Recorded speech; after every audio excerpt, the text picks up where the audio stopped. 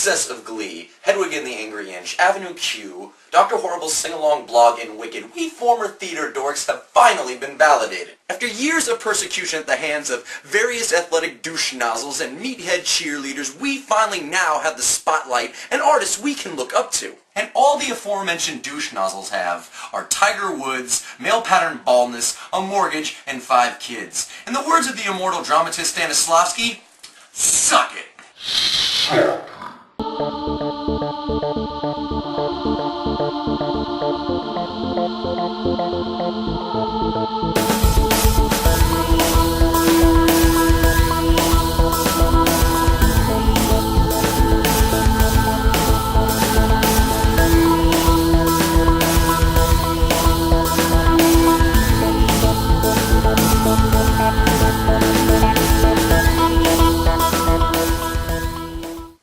I have just completed construction on something I've always wanted to own, a really big, kick-ass robot.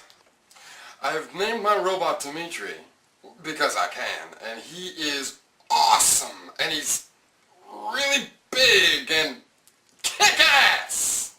He's got Dolby Digital Surround. He can fly me over rush hour traffic with his jet boots. He dominates Optimus Prime on the half court. And if given a really large open space, he's really good at doing the robots. I think he has a crush on the Statue of Liberty, and I try to tell him he's in love with the idea of her, and it will never work out, but go figure, he's a dreamer like me. His right hand is the standard interchangeable fist/laser gun, and I have fashioned his right into a large metal catcher's mitt, so he can carry me around. And yes, perhaps we have parked ourselves outside your apartment, and yes, maybe I have called you on Dimitri's built-in mega-modular two-way cell phone. And perhaps I have seen your silhouette in the window, your left hand holding a standard issue margarita glass, your right on the phone as you danced around the room. It is, I believe, the reason the word transcendent was invented. But then I felt a little bit like a peeping Tom, and besides, you can't be very stealthy with a big old giant kick-ass robot standing in the middle of the parking lot. So then Dimitri and I, we went and put out a few forest fires, conquered an alien space threat, and I felt tons better. But beyond all that, for all of the amazing things that he can accomplish, I have come to realize that having a really big kick-ass robot can only do so much for me.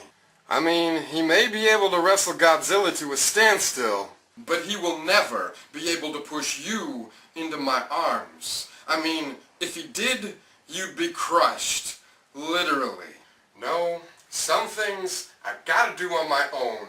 And I know it is really easy to hide behind a really big kick-ass robot, and sometimes I admit I do. Because hey, I'm only 5'8".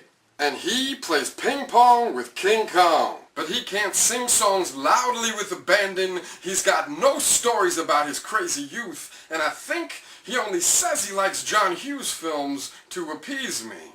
So I come to you today feeling very, very human. With a standard bouquet of flowers in my left hand and a monkey wrench in my right. Because it's really hard to take care of a big old giant kick-ass robot by yourself. And you've always struck me as a robot lover. And there's room enough in that big metal catcher's mitt for 2. We can fly up to the top of Mount Rushmore and have a picnic on Teddy Roosevelt's head while Dimitri cues up the Stevie Wonder in his 1 billion gig iPod stomach. Because when you step into my world, androids can cry. Mad scientists have blown up the White House at least a dozen times, and this is just crazy enough for me to think that it might work. Just you, Dimitri the big old giant stereophonic sitting on chrome, really big, awesome, kick-ass robot, and little old me. And all of this, all the nuts and bolts of it all, however extraordinary, should never be hard to believe.